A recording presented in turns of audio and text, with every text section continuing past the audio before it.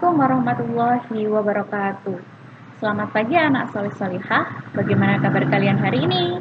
Alhamdulillah luar biasa. Allahu Akbar.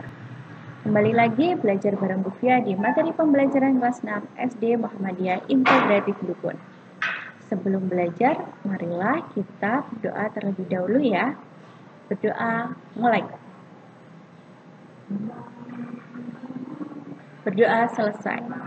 Ya, anak-anak, langsung saja belajarnya dimulai ya. Hari ini kita akan belajar di tema 1, subtema 1, rukun dalam perbedaan dengan mata pelajaran IPA, yaitu cara tumbuhan menyesuaikan diri terhadap lingkungan. Bagaimana sih cara-cara tumbuhan itu menyesuaikan diri terhadap lingkungannya? Oke, kita mulai bahas satu persatu ya. Nah, di situ di gambar bawah ini terdapat tanaman kaktus. Nah, tanaman kaktus ini adaptasi tumbuhan di lingkungan yang kering atau xerofit. Jadi di sini kekurangan air. Nah, terus bagaimana mereka mendapatkan air? Nah, di saat musim hujan, si kaktus ini akan menyerap air sebanyak mungkin dan akan disimpan di bagian batangnya ini. Sehingga batangnya ini akan mengembang. Dan jika pada musim kemarau dia akan mengeluarkan air sedikit demi sedikit dan ini nanti batangnya akan mengembis kembali. Kemudian yang selanjutnya ada tumbuhan bakau. Hutan bakau atau bisa disebut juga dengan hutan mangrove adalah hutan yang tumbuh di air payau dan dipengaruhi oleh pasang surutnya air laut. Nah, adaptasi tumbuhan bakau ini adalah di lingkungan berkadar tinggi atau halofit. Kemudian ada tanaman teratai. Nah, pernah dong kalian melihat tanaman teratai?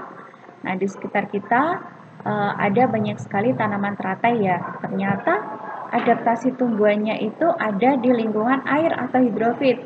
Jadi, tumbuhan teratai itu hidupnya di air.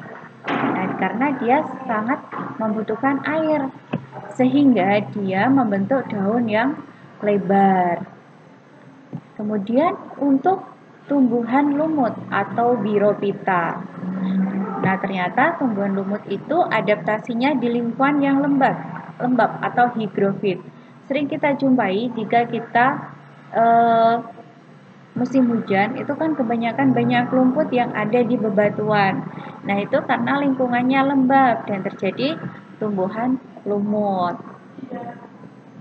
Yang selanjutnya ada tanaman kantung semar. Tanaman kantung semar ini adaptasi tumbuhannya di lingkungan yang miskin nitrogen atau yang kekurangan nitrogen. Nah, kalau di daerah sini mungkin jarang ya kita jumpai dengan tanaman kantung semar ini karena ini tanamannya udah termasuk tanaman yang langka. Kemudian yang selanjutnya ini ada tanaman rafflesia. Nah, ini juga di sekitar kita juga jarang dijumpai karena dia hanya ada di beberapa hutan besar dan ini termasuk tumbuhan yang langka. Tanaman ini adaptasi tumbuhan untuk berkembang biak, terutama untuk tanaman rafflesia, itu mengeluarkan bau busuk untuk menarik perhatian serangga. Biasanya sih yang suka bau busuk itu adalah lalat. Nah, serangga yang hinggap dapat membantu penyerbukan. Jadi dia untuk menangkap mangsanya itu dia mengeluarkan bau busuk untuk memancing mangsanya datang ke dalam bunganya tersebut. Kemudian cara tumbuhan melindungi diri. Nah, di sini dicontohkan ada bunga mawar. Bunga mawar ini cara melindungi dirinya adalah dia memiliki duri pada batangnya. Jadi saat kita mau memetik bunga itu kita harus hati-hati agar tidak terkena duri pada tanaman mawar tersebut. Kemudian yang selanjutnya ada tumbuhan jagung. Nah, tumbuhan jagung ini ternyata memiliki rambut halus pada tanaman jagung untuk melindungi dirinya. Kemudian yang selanjutnya, ini ada pohon apa ya?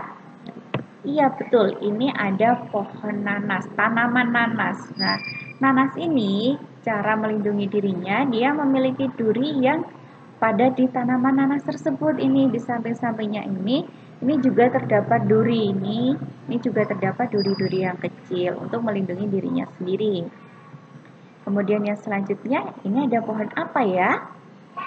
Ya, betul sekali. Ini ada pohon karet.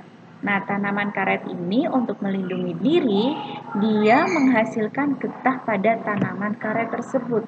Nah, ini getah pada karetnya ini. Nah, sering kita jumpai ya, kalau pekerja-pekerja di tanaman karet itu dia sering memakai kaos tangan. Supaya apa? Supaya getahnya itu tidak menempel di tangan mereka. Kemudian yang selanjutnya ini ada tanaman kecubung. Nah, ini kalau di sekitar kita masih lumayan bisa kita jumpai ya. Nah, ini namanya tanaman kecubung. Nah, untuk melindungi dirinya, dia itu menghasilkan racun pada tanamannya tersebut. Nah, anak-anak, itu tadi adalah cara tumbuhan beradaptasi dan cara tumbuhan melindungi diri dari musuhnya. Oke anak-anak, untuk pembelajaran IPA kali ini Bu Guru cukupkan sekian. Sampai jumpa di pembelajaran besok. Pesan Bu Fia, jangan lupa sholat, mengaji, dan juga murojaah ya. Bu Fia akhiri, wassalamualaikum warahmatullahi wabarakatuh.